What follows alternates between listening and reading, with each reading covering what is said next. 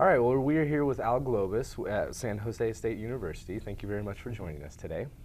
Welcome. So, first of all, tell us a little bit about what it is that you do as the senior research engineer and how it is that your studies focus into spaceflight. And then I want to talk about what you presented on today a little later. Well, but mostly what I get paid for day to day is to be a programmer on a air traffic control simulator, which is not actually very relevant to what we're talking about here.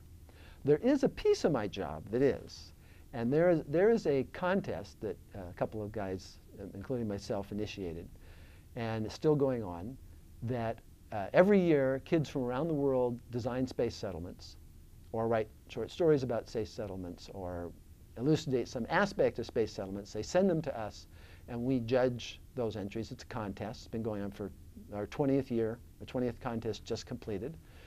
And you can go on the web and see who won, and we invite them to come to ISDC and various good things. And so that is directly applicable. It's just directly related to what's important about this conference and my presentation here, which is space settlement. But most of my job is not. Well, in your presentation today, you talked about three separate paths of getting to space settlement and having an eventual colony in space. Can you tell us a little about what those three different paths are and what would be the most likely avenue that we would take? Well, let me back up just a tiny bit. When space settlements were first proposed by Gerard O'Neill back in the 70s, at least in the United States, they'd been proposed in Russia and other places before that. The fundamental assumption was that the government was going to give us an enormous pile of money and we were going to build this sucker. That assumption is clearly not going to happen. So the idea between the three paths was we don't have the technology and infrastructure we need today to build space settlements anytime soon. An analogy might be the Vikings were able to establish a settlement in North America, but they were not able to sustain it because basically their transportation system was rowboats. I mean, they had sails that could go downwind. It wasn't until the invention and the production of ocean-going sailing ships by Europe that they were able to actually successfully colonize North America, much to the chagrin of the people who lived here. And similarly, today we do not have the technology and the infrastructure necessary to build space settlements for anything even resembling a reasonable cost. But there are some things that we could do that would develop most of the technology and infrastructure we need. And specifically, there's some smaller ones, but the big ones are space tourism, space solar power, and planetary defense. Space tourism has the potential to drive very high launch rates if you get the cost down. And the number one infrastructure technology barrier between us and space settlement is the cost of launch. There are others, there are plenty of others, but that is the number one.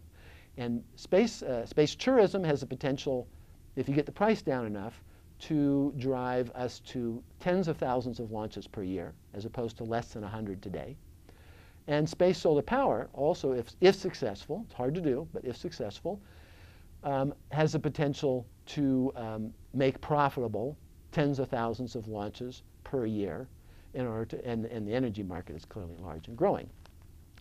Planetary defense can find where all the most of the asteroids are that we could potentially use as materials for space settlement, and also develop technology to deflect their path, or even bring them into the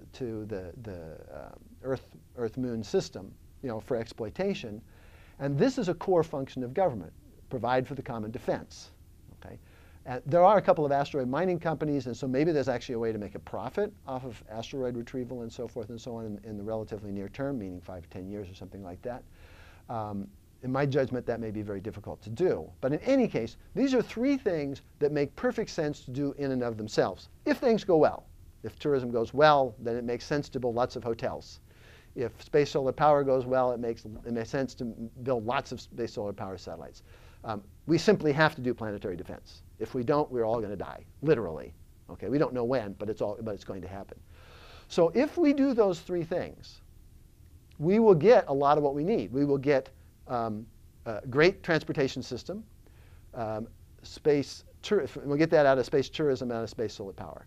out of space tourism, if we have lots of hotels, we need to recycle the air, we need to recycle the water, we need to grow good tasting food. Nobody wants to go on their big expensive vacation that's really great, except the food is horrible because it's freeze-dried garbage brought up from the earth. No, you have to grow good food, good tasting food on your luxury hotel, right?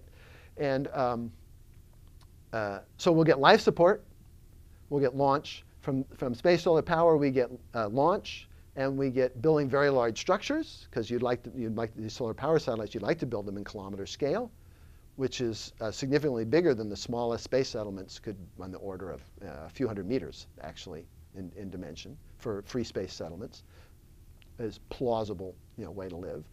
And from planetary defense, it tells us where materials are to build settlements in free space. I don't think I mentioned that I'm interested in settlements in free space, not on the moon or Mars. And I can say why that's great. But in any case, from planetary defense, it'll tell us where the materials are and give us the ability to move those around so that we can get them to wherever it is we happen to want them. And that's what I mean. When you do these three things, they make sense in and of themselves. And at the end of doing them, we will have most of the technology and infrastructure that is necessary to build real space settlements where people go and raise their kids. And the financial barriers may be low enough, we don't really know, but at least they'll be a lot lower, so that similar to the way North America was settled by Europeans, is a lot of that was actually driven by people taking their savings, paying for the boat, and bringing enough materials to get them started once they got here. And then we might be able to pull that off. We'll see when we get to the other end.